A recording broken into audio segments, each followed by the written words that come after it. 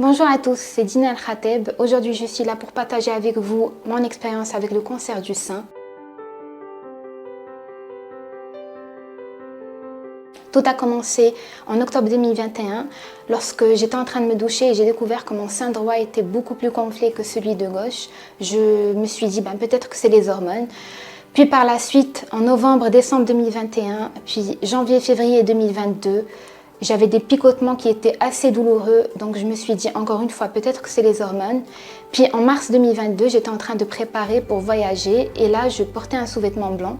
J'enlève mon pull pour prendre ma douche et je découvre qu'il y a des taches jaunes et marron à côté de mon sein droit qui était malade sur mon sous-vêtement. Puis par la suite, je me suis rendue chez ma gynécologue qui, elle, m'a envoyée chez le sénologue. Il m'a fait l'échographie, il a pris le liquide, il l'a envoyé au laboratoire. Puis je suis passée par la mammographie, l'IRM mammaire.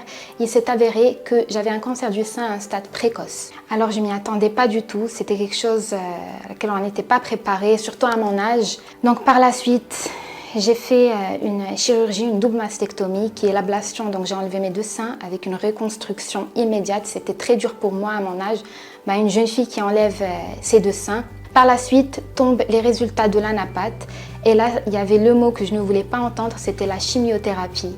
Donc j'ai dû faire 5 mois de chimiothérapie, 1 mois de radiothérapie et 1 an de thérapie ciblée qui était obligatoire pour mon cas. C'était obligé parce que j'avais le HER positif. Et donc là, j'en suis à mon hormonothérapie que je dois prendre durant 5 ans à la même heure chaque jour. Dans mon cas, j'avais vraiment de la chance parce que j'ai eu une gynécologue et une oncologue vraiment en or qui m'ont vraiment soutenue, qui m'ont vraiment bien protégée. Alhamdoulilah.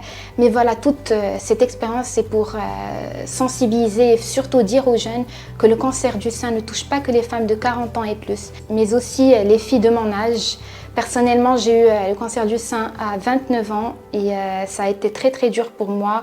Si je faisais pas confiance à mon instinct, si j'étais pas vraiment responsable, je serais pas partie en courant chez la gynécologue et pour faire mes examens. Ce que j'ai appris durant cette expérience, c'est que le mot Alhamdoulilah a pris tout son sens.